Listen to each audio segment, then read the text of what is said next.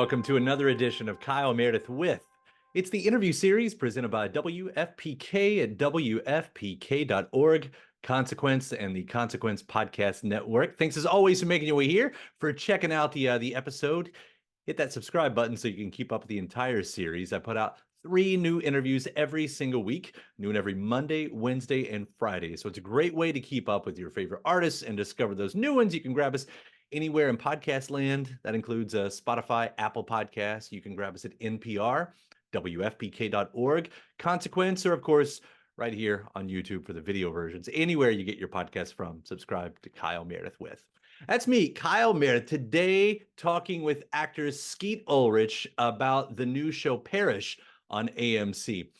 This also stars Giancarlo Esposito as Gray Parish, a family man and proud owner of a luxury car service in New Orleans after his son is violently murdered and his business collapses. An encounter with an old friend, played by Skeet Ulrich, from his days as a wheelman resurfaces old habits, sending Gray on a high-stakes collision course with a violent criminal syndicate. Skeet and I are going to talk all about shooting this in New Orleans, the rhythm of the shoot, finding the accent, not overplaying that New Orleans accent, and the intricate details, of course, playing opposites of Giancarlo Esposito, an actor who Skeet's looked up to for quite a long time. Sounds like they had a lot of fun. They're both drivers, too. Skeet into a lot of NASCAR, so I'm going to ask if there was any crossover with that. And there's a fun story as well about nearly becoming gator food. Of course, Skeet, famously part of the Scream series, Billy Loomis. He'd come back as a ghost in the last couple, and I think was supposed to on a third one, but when things fell apart, things changed. I want to ask what that means for our old pal Billy. All that and more as we dig into Parish, out now on AMC and AMC Plus. It's Kyle Meredith with Skeet Ulrich. Well, how are you? Doing all right, man. Jump Right in by saying how much fun it is seeing you in Parish. Thank you. Yeah. How much did you get to see? I've seen the whole thing. I watched all the episodes. Right to the cliffhanger. So Wow. All right. You're in then. I'm in. It's fun. So, here we are, New Orleans. You're playing opposite Giancarlo Esposito, and you feel like a guy who probably knows he's in deep, a little bit of deep resent inside himself. But I don't want to put words in your mouth. Like, who do you think this guy is? I think early on I was interested in the idea of, does this guy bring trouble or fun or both? And I think it's both. I think he's the relationship between them is obviously, despite even 17 years of him locked away and not ratting out Parish at all. I think the relationship is so solid. I think Giancarlo's character is his only friend, his only family, and he's willing to do anything to maintain that. Obviously, Sarah is a distant dream that sort of crumbles as we go along. But the show's really about family and what we do for family, and I think that's just an extension of that. He's just another part of Parish's family. But yeah, I'm always interested in, like, even in real life, like I think I know guys like this, and there's always something about loyalty with them that I find surprising. I'm not even sure psychologically where that comes from, but it's always a very noticeable trait. Yeah. I think that's a key element to him, is that loyalty, and I think it's part of why he's kept around. He'd be easy to eliminate otherwise. But yeah, it was a fascinating character to jump into, something I felt wildly connected to for some reason, and getting to work with Giancarlo and everybody on that screen. I mean, I was blown away when I saw it, just how incredible all the performances are, and so I'm just honored to be a part of it, to be honest. Yeah, I mean, having him as a scene partner, I don't know what you can specifically say about coming from that angle, because as the old saying goes, I mean, your best performance is because of, at least in part, to who you're playing against, right? Absolutely. I mean, he's it's funny because I went to NYU years and years ago, graduated in '93, and David Mamet and William H. Macy were my teachers at the time.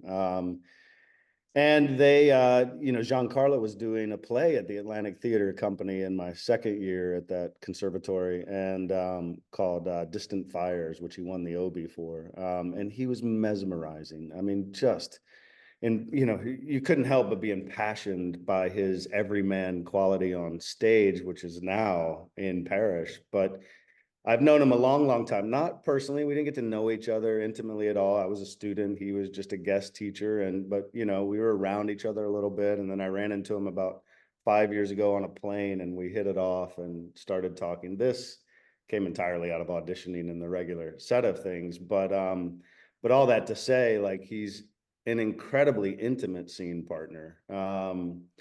And I mean that in the sense that it's a, there was just an energy between us that was so much fun. I always felt like from the moment I read it that he carries so much bass notes. If you think about it musically, or the piece as a symphony, he is so much bass notes. And I knew we needed something staccato to move stuff along and to sort of bring the energy up, up, up, up. So it just became this sort of jazz rhythm, and it worked. Yeah. And so we just kept riffing with it and rolling with it, and what you see is there. Beautiful songs are being made right on the screen. Just Yeah. to continue that. And you're both like, I was, of course, he's playing the driver, and you having your history in NASCAR and things like. Did you guys get to play around with that off screen? Not so much. I mean, it was a pretty hectic schedule, unfortunately. We get to go this weekend to Austin, and the NASCAR race is there. He's doing stuff. I'm doing stuff to promote the show and NASCAR in general. But yeah, that's unfortunately we didn't get the time. I know he bought a motorcycle, I think, while we were in New Orleans. He's deep into motorcycles and cars and everything, has been his whole life. So I think that part was so interesting and unexpected, to be honest. I always thought of him as a New York City kid, and and they don't drive, but he's got it figured out. You get that. Yeah, there is that scene like right in the beginning too, like you all like just playing around in the garage. That's where I saw that. Like, oh, that must have been like. It's too bad you didn't get to take more advantage of that, I guess is what I'm saying. Yeah. Yeah, yeah. Maybe next time if we are so lucky. Yeah. So you're in New Orleans, and this guy, New Orleans based. How did you find, or like what was it like finding the accent and the voice? It's something I heard early on, like I said, in reading it. And I had done a version of a Cajun accent about 5 years ago for a Quibi project that Anton Fuqua produced and was set to direct, but Seath Mann took over late in the game because Anton had some stuff to go do, and he was around, but I got to dabble in that accent a little bit in that piece, which we shot in New Orleans as well. And so it wasn't quite new to me, but this one I felt like with 17 years in Angola, which is the toughest prison in the US and is 90% African American population in the prison, that it was a mix of Cajun and Black to some extent, that there was some way he survived in this prison that spoke to the accent to me. And so I kind of let it fly a little bit, and it was more about the rhythms to me than precision necessarily. But I was definitely keen on precision, and there were people on set who came to me numerous times and were like, "Oh my God, you sound just like my uncle," or "You sound just like my family," or this and that. So that was, encouraging for sure, but it was just a rhythm thing for me. And there's a cadence to it that is fun and interesting, and Mhm. hopefully people understand what I'm saying. Yeah, because you can overplay that. I mean, I'm based in Kentucky. I'm in Louisville, and to hear Oh, people every now and then, well, you do this, and they overdo the Southern accent. You're like, it's not yeah. that far. It's like it seems like, and especially interesting to hear like you put that much thought into where that would come from, and that like, is that always part of your process? It depends. It depends on the story as a whole. It depends on, what the tone of the piece is. I kind of go by tone more than anything. Like I said, there was just a rhythm there that I felt like really moved the story and allowed him to dwell in the pauses. If I can move it along, he can take time to have this moment, Mhm. and so it really just, yeah, I mean, I guess it's part of, you always find a different way in. Sometimes it's different, sometimes it's similar, but and that one for me was really key. That was the way in, was his voice. Yeah. And it just became fun to do. A lot of fun. And I still catch myself doing it here and there. Yeah. I like how you talk about the rhythm too. I mean, obviously being in New Orleans, Yeah. sort of the music that kind of plays, and you get those cutaway scenes in the series where, we see the lines down the streets and everything. And like how much, like you guys are in an abandoned amusement park at one point, and you Yeah. just all these shots, like it's probably an obvious question, but how much does the background get to do the work for you in these moments? That's a good question. I mean, yeah, a lot, a lot. I mean, I think it is certainly the nth character in the story, New Orleans. I mean, it is a New Orleans story, and it feels wrong anywhere else. That abandoned, there was a Six Flags that got wiped out in Katrina, and they just never So that was, I didn't functioned. know what that was. That's a Six Flags. Yeah. And we shot there one day. It was a lot of lightning strikes. And when you have a lightning strike, you got to wait 30 minutes till you can roll cameras again. You got to make sure and the next time there's a strike, another 30-minute wait. And there were 4 scenes we had to shoot in that. There were 4 scripted scenes, and we were pressed and pressed, and we were in the middle of like a first take. We had a camera on a crane, a wide, and a couple handhelds, and I just moved forward. We'd finished one part of it, and I was like, "Wait, we're in the exact. I'm just gonna keep going." So we wound up running, and Giancarlo, like I gave him the start line to the next scene, and he caught it, and then we just kept going. So we wound up with a 12-minute take of all 4 scenes that was really dynamic and interesting, and lightning strike. So we go to lunch. We wait out the lightning, we come back, and we do another take, we flip the cameras around, and it gets a little more heated each take we do, and they're all like 10-12 minutes long. And we didn't know, like there was a part of that scene that's not in there where the body won't sink. We throw it in, it won't sink, and a gator comes up and pulls it underwater, and that's the relief. So they had dug out the like edge of that bank for this mechanism that would pull the fake body under, as if alligator had grabbed it. Well, that pond, they pulled out, a lot of alligators that morning to make it safe for us to work beside it, and cleared it out and all this. And we get into this scene, and he pushes me, and I'm a fucking ex-con, and I push him back, and his foot hits the edge where that drop off was, and he went boom in the lake underwater. And and so I instantly reached down to help him out. He pulled me in with him. We start ad-libbing all this dialogue. We get out, we continue the scene, which includes the whole ending, making this mechanism to get the car out, all that stuff. It wound up being like a 15-minute scene that when we stopped, the crew erupted in applause, and it was the coolest freaking moment. I thought in that moment, I'm either fired or who knows what. But we just had a blast on most days, but that one in particular was Well, like a luckily you one. weren't alligator meat on top of it. So, I know. of course, I'll quickly just bring up how much fun it was seeing you the past few years reprising your Scream role. I swear that was one of the best parts of those movies. It was so great Oh, seeing you in there. With thank you. everything that's happened, is that the end of Billy, do you think? Is there I room for would more assume, ghosts?